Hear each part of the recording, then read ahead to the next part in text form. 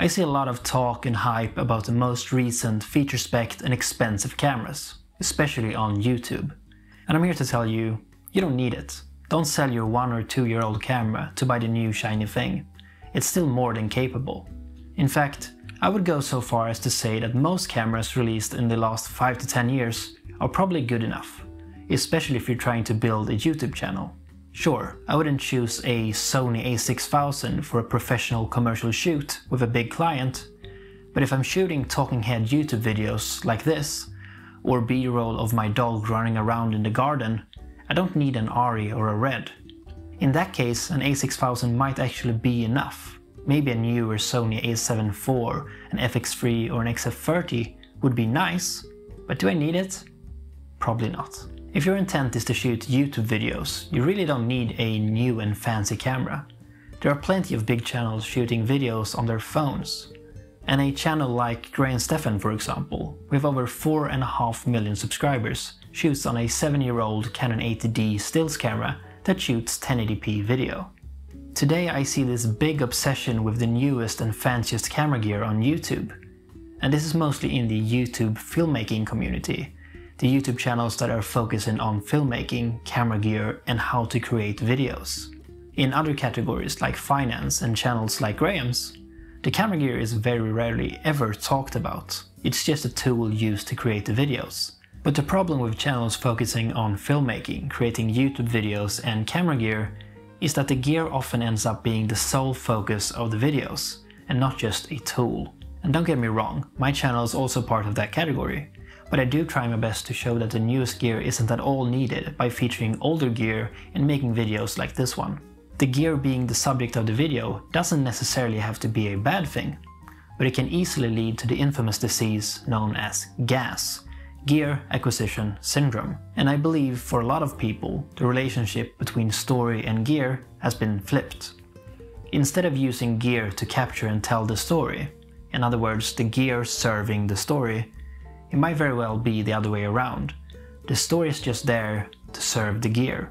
And that can be a good way of getting to know new gear, for example, creating a quick story so you have something to shoot. But if the gear always comes first, you might very well end up with very good looking footage, but unfortunately also very empty images that don't really say anything. So instead of obsessing about the newest gear, try to focus on what you have and see what that gear can do for you. It's probably a lot more than you think. And let's not forget, the camera will only capture what's in front of it.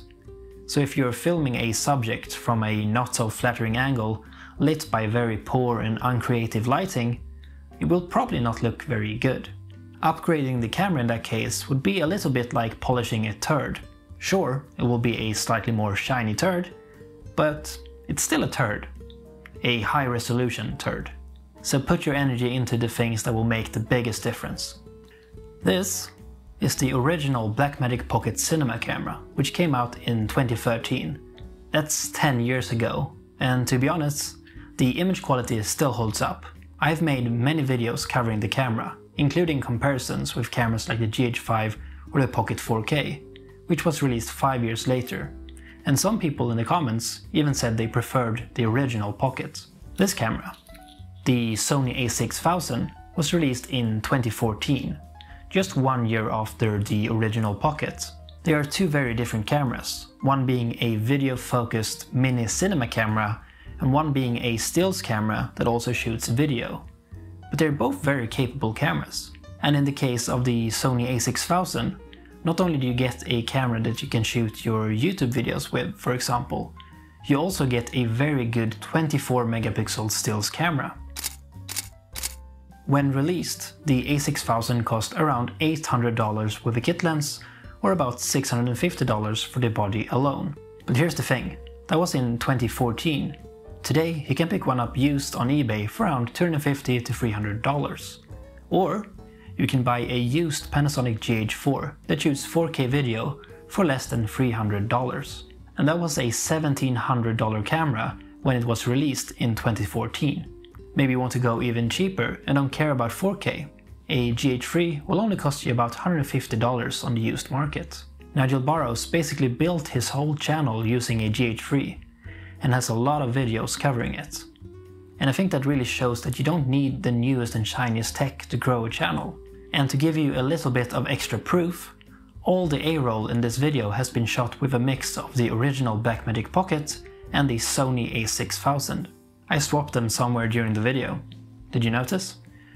So please, don't wait till you can afford the newest top-of-the-line camera to start shooting. Use what you have.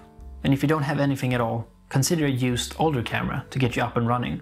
If you have something interesting to say, people will listen, no matter the camera it was shot on. And that pretty much wraps it up for this video. Like the video if you liked it, subscribe if you want to see some more, and I'll see you next time.